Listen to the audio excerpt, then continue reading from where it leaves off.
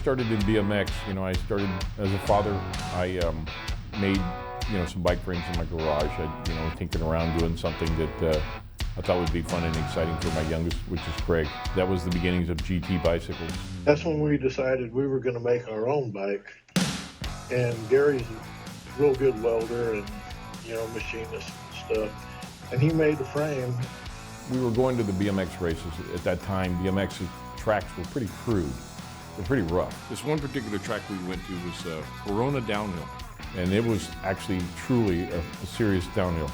It had all the ruts and grooves in it. It wasn't manicured or smooth like the tracks today is. It was like racing in a plowed field. My brother was my other team rider, my brother Glenn, and we went up there, and they started the little kids about halfway up the hill, but they started the older guys at the top. My brother comes to me, that was his first time ever out there, and he come to me and he goes, Gary, he goes, you can't control them bikes at the bottom of the hill. He goes, by the time they get that kind of speed, he goes, they're out of control because they're choppy and they're bouncy. Solid, rigid bike. I seen Stuart out there at the track, and he had a Monoshock. I wanted one. Next thing I know, I was talking to Gary about it, and Gary went over and talked to Stuart. I had gotten, 2 Yamaha motorbikes, one from winning the pre-qualifier race in San Diego, and then I got another one when I won the Yamaha Gold Cup at the Coliseum. I turned it into a Monoshock. Took some welding classes in high school. My dad taught me to weld, so I just upgraded everything I could on my bike.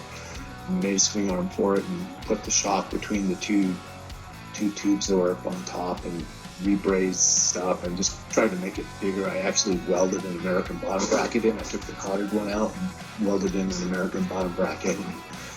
But it was like pretty weak because, I just using a gas acetylene torch and I think I might have done one to a Schwinn Stingray too. So it was, I just tinkered in the garage. Stuart's was all gas filled and it cracked and had a lot of problems with it. It was a mess.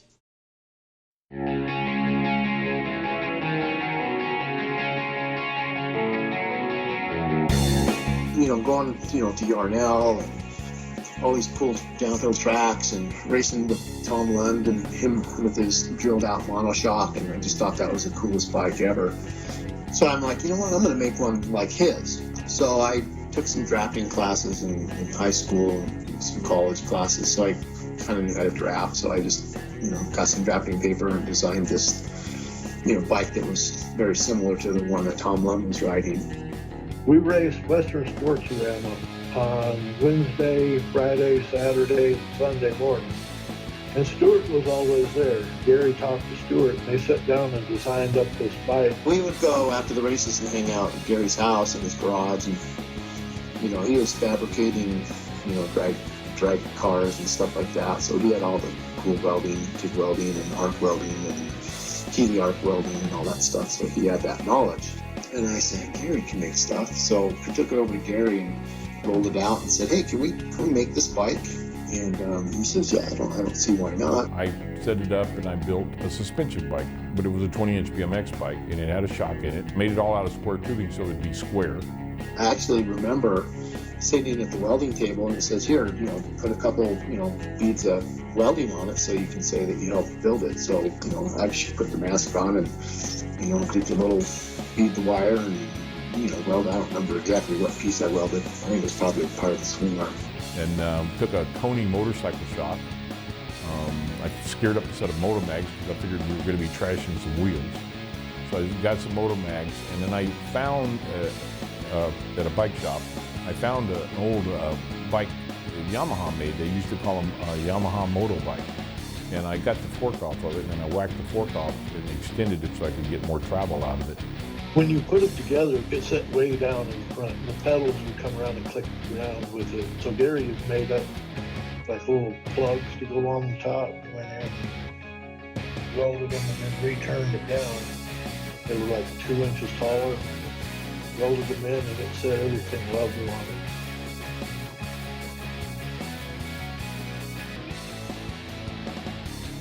When you look at mine and you look at theirs, there's differences.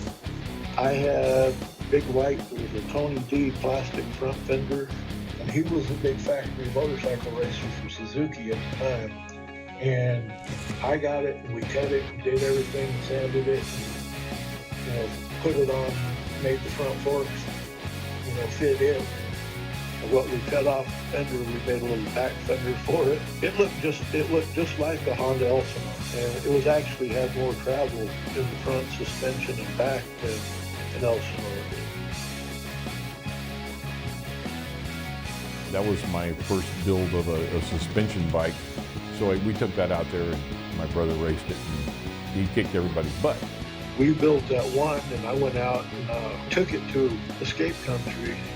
I guess because it's so heavy, it would just like stick to the track. I mean, you fly down through there. The next thing I know, I said, well, I'll build you guys. Stuart got one, I got one, and these 2 kids I went to school with bought it, the other 2.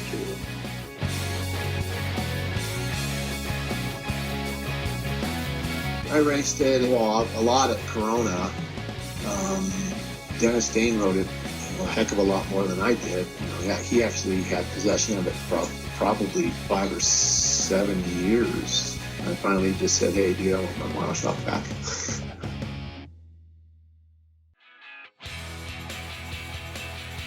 Last time I seen it was in his factory over there off of Harbor Boulevard in Santa Ana, it was up in the attic above some offices. And I actually started restoring it, believe it or not, in the early 90s. I took it and I stripped it, and I was going to put because it was beat up and everything, and I ended up repainting the frame. And the cool thing about the restoration of it is that I actually had everybody that was the original guy. It was painted back in the day when we first started painting BMX frames at GT bikes. We used a company called Aquarian. We found out about them because they were painting mongoose. So that's where we went, to Aquarian. Well, they're here in Orange. And so Ron painted that bike for me. And so when I stripped it and had it blasted and everything, Ron repainted it at Aquarian. So it's done that. I still have the original Moto Mags, Simi Moto Mags. I have the original Ching Shin tires on it. I found a set of original Ching Shins and I put them back on there. It's got the Astrobula cranks. It's got the everything. I put everything. The only thing I could not get back original was the saddle. I had taken a piece of wood and had it upholstered, a little long square seat. I had used some little pieces of angle iron. I bolted on there and clamped it and made it like a clamp onto the top tube, so you could move it back and forth. And it had deteriorated and rotted, and the wood had broken and all that. So that's the only original new piece on the bike. Everything else is original to that bike. I only built because the guys that truly wanted them. I ended up building a total of 6 suspension bikes. The one I had for my brother and 5 more. And fast forward 46 years later, 46 years later, I know where all 6 of them still are. Guys that have them have reconnected with me and brought them and showed them to me. They've never turned them loose. Stuart said, I'll never sell mine. We do old school bike shows. And he actually brought it last year to one of the old school shows because I set mine out there and he brought his and set it there and we had them sitting side by side. But that was kind of cool for 45 years later. Over behind the Fullerton Courthouse, there used to be a big field, and all the houses were built up on a hill behind it. And we used to start out on that hill, coast down, you'd kind of go in a drainage ditch, and you would come off of that. It was 25, 30 feet in the air, and you would jump off of it. Most of the guys were flying halfway, 3/4 of the way. I flew almost to the bottom every time on that. And that was where I took my Monoshock over there to play every day after school, because it was right around the corner from Fullerton High School. There's some pictures or video that my dad took of me racing. I think it was at the Walnut BMX track, and I'm jumping it after the races. I'm wearing my corduroy long pants and I'm shirtless with no helmet and jumping over the first or second jump, and I had a blowout in front. The back tire blew out, and I just kept riding it. Just took the tube out and let the rim sit between the tire beads, and just kept jumping it because it was so forgiving. I had a great time riding and going to the races, and just a lot of fun. How proud are you that your name, company name, provided bikes for thousands of racers to realize their dreams, and millions of people of all ages enjoyed bicycling because of your products, your company's products? Like I tell people, I've been doing this for 46, 47 years, and I never stop feeling good when somebody comes up and pats me on the back and tells me what they thought.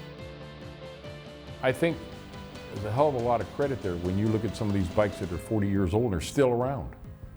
It's not building obsolescence. They're still riding these things or still fixing them up and being really proud of them. This is 40 years later, and so it makes me extremely proud to have been part of that. I'm no longer with GT, but it doesn't mean that I'm not going to bleed blue and yellow, because that was team colors forever.